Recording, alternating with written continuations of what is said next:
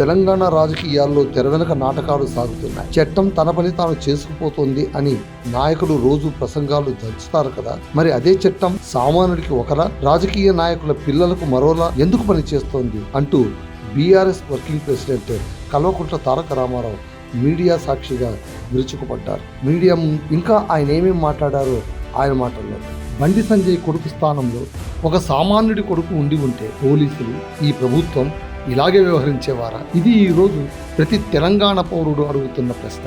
నాకు బండి సంజయ్ గారితో ఎలాంటి వ్యక్తిగత పగలేదు. ఎదురుపడినప్పుడు ఎంతో మర్యాదగా మాట్లాడుకున్నాం కూడా. గతంలో అతనే నా కుటుంబం గురించి, నా గురించి నీచంగా మాట్లాడాడు తప్ప నేను ఏనాడు అతని గురించి తప్పుగా మాట్లాడలేదు. రాజకీయాల్లో విమర్శలు, ప్రతి విమర్శలు సహజం. కానీ ఇక్కడ జరిగింది వేరు. బండి భగీరథను ఏకంగా 9 రోజుల పాటు ముఖ్యమంత్రి బంధువులకు చెందిన అత్యంత రహస్యంగా దాచిపెట్టారని బలంగా వినిపిస్తున్న మాటలు దేనికి సంకేతం? ఒక సామాన్యుడి తప్పు చేస్తే గంటల్లో అరెస్ట్ చేసే సిస్టమ్ ఇక్కడ ఎందుకు సైలెంట్ అయ్యి? ఇక్కడే అసలు రాజకీయం అర్థం చేసుకోవాలి. మోడీ, రేవంత్ రెడ్డి కలిసే ఉన్నారు. కొత్తగా వీళ్ళిద్దరూ కలిసి రావడం ఏంటి అని ప్రజలు ఎప్పుడో గ్రహించారు. ఎన్నికల ముందు ఆర్ఆర్ ట్యాక్స్ అంటూ ప్రధాని మోడీ ఉదరగొడతారు. తెలంగాణ కాంగ్రెస్ పార్టీ ఢిల్లీకి ఏటీఎంగా మారిందని అమిత్ షా ఘాటు విమర్శలు చేస్తారు.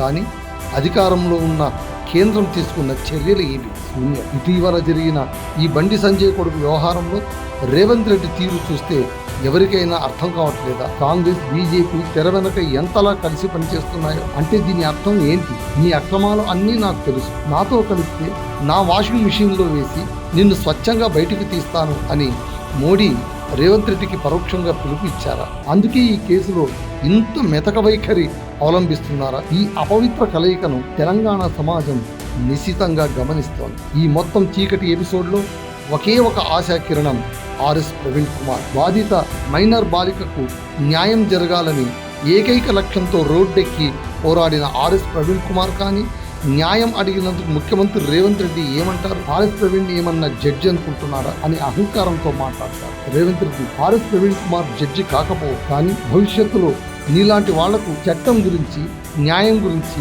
గట్టిగా పాఠాలు చెప్పే రోజులు మాత్రం ఖచ్చితంగా వస్తాయి. ఇక చివరిగా ఒక మాట, దొంగలను ఎలా పట్టుకోవాలో రేవంత్ రెడ్డి గారు ఇప్పుడు పోలీసులకే సలహాలు ఇస్తున్నారు. ఎంత విడ్డూరం సార్! గతంలో నోటుకు ఓటు కేసులో రెడ్ హ్యాండెడ్గా నిన్ను పట్టుకున్నది కూడా ఈ పోలీస్ వ్యవస్థే కదా సార్. వాళ్లకు నీలాంటి దొంగ నుంచి దొంగలను ఎలా పట్టుకోవాలో నేర్చుకునే కర్మ, అవసరం రెండూ లేదు. వ్యవస్థల్ని మేనేజ్ చేయడం మానుకొని సామాన్యుడికి ఒక న్యాయం, వీఐపీలకు ఒక న్యాయం అనే పద్ధతిని మార్చుకోకపోతే ప్రజలే మీకు సరైన గుణపాఠం నేర్పుతారు. ఆలోచించండి.